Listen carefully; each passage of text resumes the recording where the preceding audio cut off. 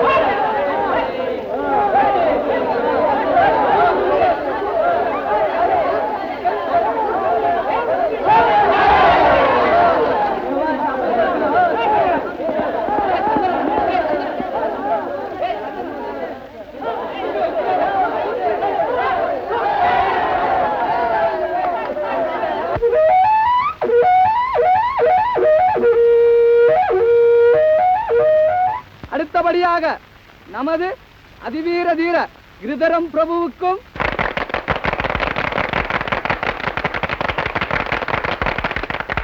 பாண்டிய பிரபு சந்தனத்தேவருக்கும். சந்தனத்தேவருக்கு! இந்த பாண்டியனுக்கு ஆள்கட்டு அதிகம் போல் இருக்கிறதே. அதிகம்தான். இருந்தாலும் என்ன பிரயோஜனம்? அதிருக்கட்டும். இவன் யார்?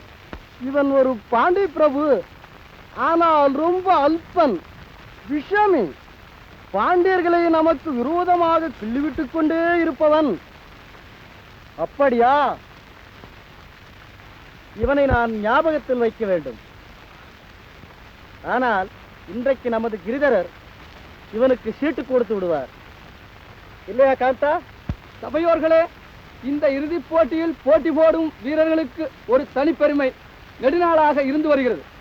அதன்படி அவர்களுக்கு நமது இளவரசி அல்லது தாங்கள் விரும்பும் வேறு எந்த ஸ்திரீகள் கையினாலும் ஆசித்திலகம் பெற உரிமையுண்டு. அப்படியானால் இந்த பாண்டியனுக்கு கூட நான் திலகமிட வேண்டுமோ? நான் விரும்பினால் தானே தங்களுக்கு அந்த கஷ்டம். ஏன், சோமநாதர் சொன்னதை தாங்கள் சரியாக கவனிக்கவில்லை போலும். என் இஷ்டம் போலல்லவா அது.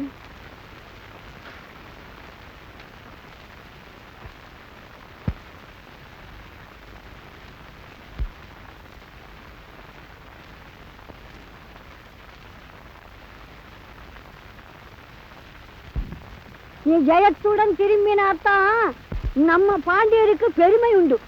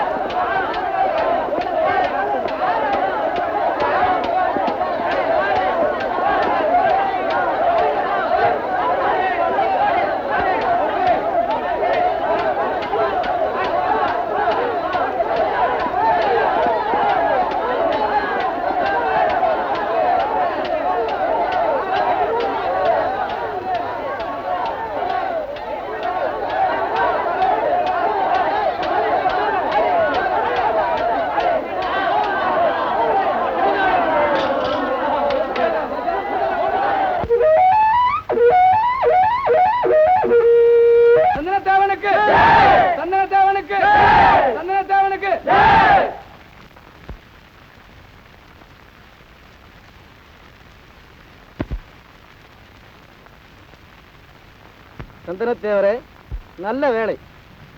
அதிர்ஷ்டம் உன் பக்கம்தான். இல்லை, இன்று அவருக்குத்தான் நல்ல காலம். என் கத்தியில் சுனையில்லாமல் இருந்தது அவருடைய அதிர்ஷ்டம்தான். இல்லாவிடில் இளவரசி இந்நேரம் வேறு காதலனை தேட வேண்டி நேர்ந்திருக்கும். பாவம், அழகுக்கு தகுந்த குணம் இல்லை என்றே வருத்தப்படுகிறேன். போக்கிரித்தனமாக அல்லவோ பேசுகிறான். காட்டுமிராண்டித்தனமாய் பேசாதே. ஆனால் எங்களிடம் சில புதிய குணங்கள் உண்டு. உதாரணமாக, வீரமார்த்தாண்டர் இல்லாததால் நாங்கள் கற்றுக்கொள்ள வேண்டியதான அடிமை குணம். நீங்கள் எங்களை சரியாக கவனிக்க வேண்டும். எங்களை கண்டுபிடிப்பது சுலபம்.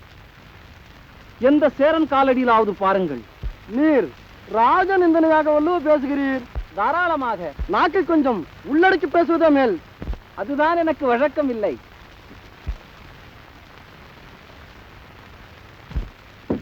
இளவரசே, வீரமாத்தாண்ட மன்னர் இங்கு திரும்பி வரும் வழியில் காளிங்கராயன் பிடித்து சிறை வைத்திருக்கிறார். வீரமார்த்தாண்டன் சிறையில்? ஆம், அதுவும் 1 கோடி பொன் பணையும் கட்டினால் தான் விடுவாராம்.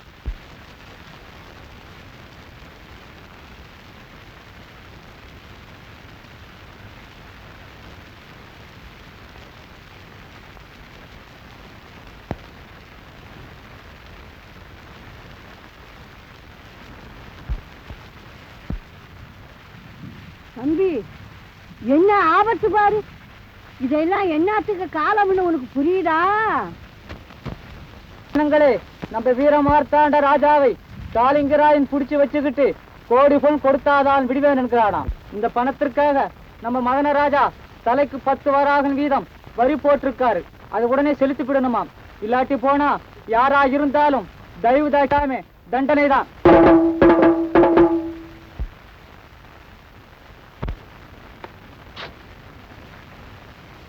பாண்டியா, வீரமார்த்தாண்டர் அப்படி புரட்டினார், இப்படி கழற்றினார் என்றெல்லாம் வாய் வீச்சு வீசினாய்.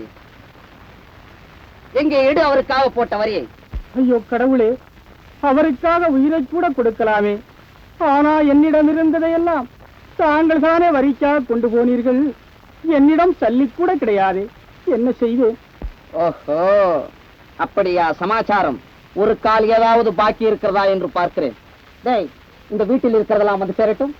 ஏன் இந்த கிராமத்தில் இருக்கும் பூரா சாமான்களையும் கைப்பற்றுங்கள்.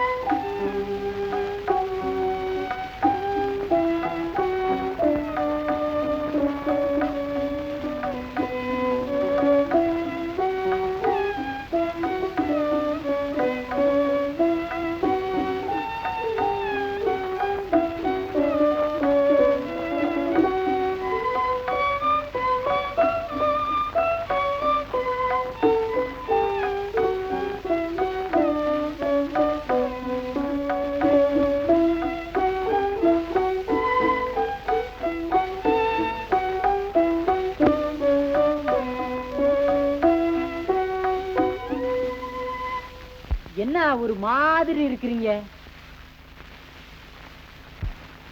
ஒன்றுமில்லை.